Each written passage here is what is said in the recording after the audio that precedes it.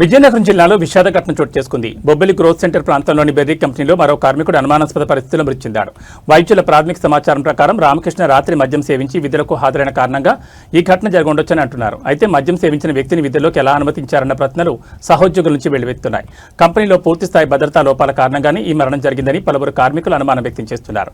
యాజమాన్యం వైద్యుల సహాయంతో అసలు కారణాలను కప్పిచ్చే ప్రయత్నం చేస్తోందని కూడా ఆరోపణలు వినిపిస్తున్నాయి. ఈ ఘటనతో కార్మికుల భయం, ఆందోళన నెలకొనగా రామకృష్ణ కుటుంబ సభ్యులు తీవ్ర విషాదంలో మునిగిపోయారు.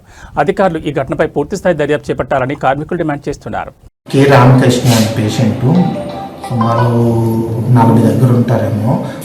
పొద్దున్న 5 గంటలకి ఎంప్లాయీస్ ఒక 2-3 పట్టుకొని వచ్చారనమాట. వచ్చే టైంకి ఏంటంటే పేషెంట్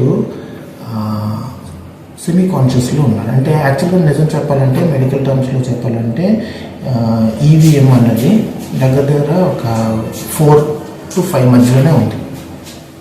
ఈవీఎం అనేది 4 to 5 మధ్యలో ఉంది. సో ఏంటంటే సెమీ కాన్షియస్లో ఉన్నాడు. అయితే వాళ్ళని అడిగిన, డ్యూటీలో ఉన్నాను అని చెప్పేసి డ్యూటీలో ఉన్నాడు. డ్యూటీలోనే సడన్గాను పడిపోయాడు. మనిషి అంతాను ఒళ్ళంతా వంకర్లు వచ్చాయని చెప్పేసి నాకు తీసుకొచ్చారు. ఇప్పుడు తెల్లవారు 5 గంటలకి నాకు వచ్చి రాగానే నేను చూసేటప్పటికి బీపీ 240 ఉంది. 240/170 ఉంది. సార్ ఇప్పుడు మాట్లాడుతున్నాడు వచ్చేటప్పుడు అదే చెప్పలేదు కదా, ఆల్మోస్ట్ ఆల్ సెమీ కాన్షియస్, మాటలు లేవు. గట్టిగా పిలిస్తే కూడా కాదు, కొంచెం గట్టిగా కొడితే పలుకుతున్నాడు అంతే తప్ప, అది పలకట్లేదు, కళ్ళు తెరుస్తున్నాడు అంతే తప్ప పేరు అడిగినా పలకలేదు, ఏది పలకలేదు. అయితే దగ్గర అప్పుడు 240 నుండి 240/180 ఉంది ఆ టైంలో బీపీ. సరే, అయితే అటెండర్స్ అంటే చుట్టాలు ఎవరు లేరు. సో మనిషి పాత హిస్టరీ ఏంటంటే ఎవరికి తెలియదు. కాకపోతే ఏంటంటే వాళ్ళ రూమ్మేట్స్ని యాక్చువల్గా చెప్పడం ఏంటంటే రాత్రి మనం తాగడని చెప్తున్నారు. ఒకటి 2 సంవత్సరాల క్రితము పెరాలసిస్ వచ్చిందని చెప్తున్నారు. వారం క్రితము మరి శ్రీకాకుళంలోనే ఎక్కడో కానీ ఎవరో డాక్టర్ గారికి చూపించారు. ఎందుకు చూపించారు ఏంటనేది రిపోర్ట్ మనకేమీ తెలియదు.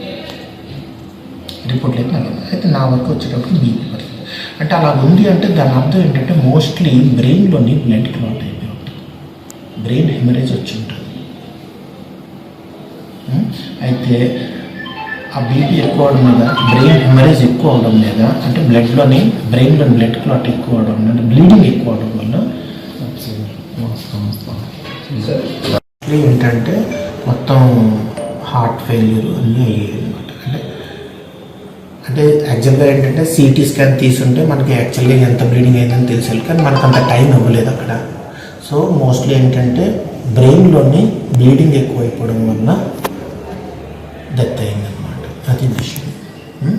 సుమారు దగ్గర 6:15-6:30 ఆ టైంలో కల్లా డెత్ అయిందనమాట.